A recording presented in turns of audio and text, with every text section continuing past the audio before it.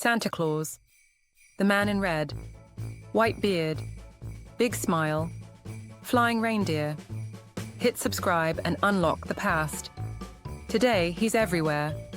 Movies, ads, songs, Christmas cards. But Santa Claus did not start this way. Not at all. His story is long, ancient, and full of surprises.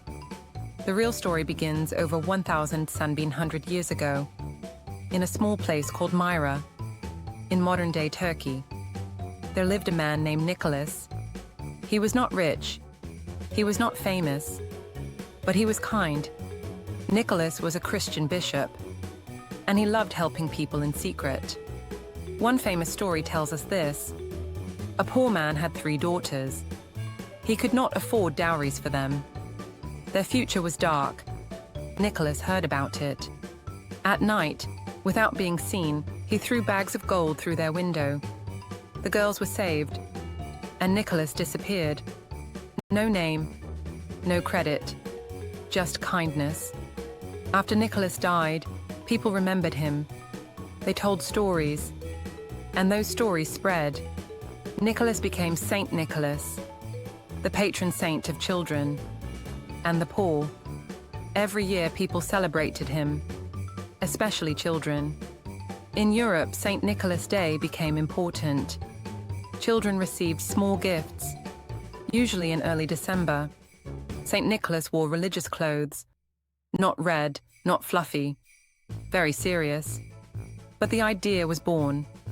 A kind man who brings gifts in secret. As centuries passed, stories changed, and cultures added their own touch. In the Netherlands, St. Nicholas became Sinterklaas.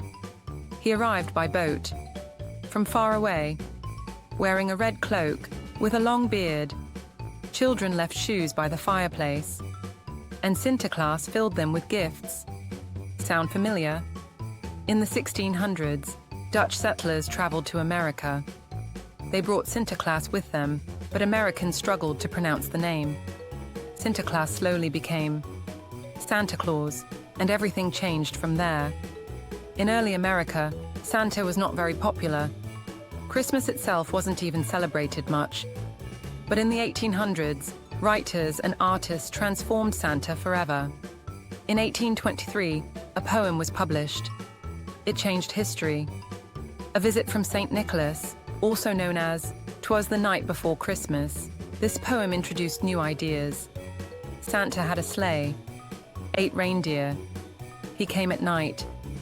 Through chimneys, Santa was joyful, magical, fast. People loved it. Soon after, artists began drawing Santa.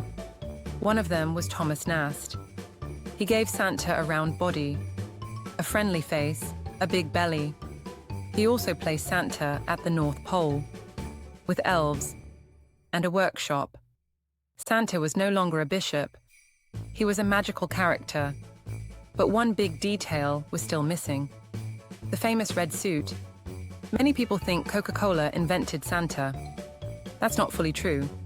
Santa wore different colors before. Green, brown, blue.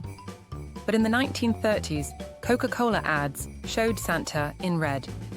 Warm, happy, friendly. Those images spread everywhere, and they stayed. From that moment on, Santa Claus became universal.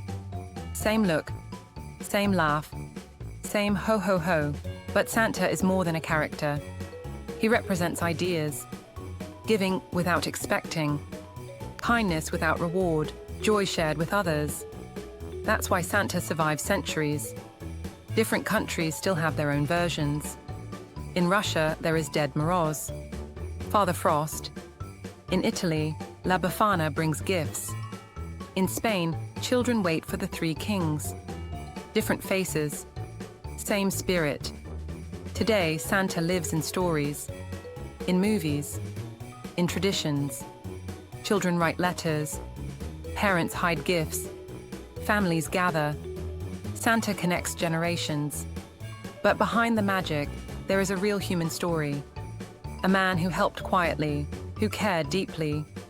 who gave in secret. That man was Saint Nicholas, and his kindness created a legend. So next time you see Santa, remember this. Legends are born from real people. Magic comes from kindness. And the spirit of Christmas is older than we think. Thank you for watching Chrono Globe. If you enjoyed this journey through history, don't forget to like and subscribe. And happy holidays from Chrono Globe.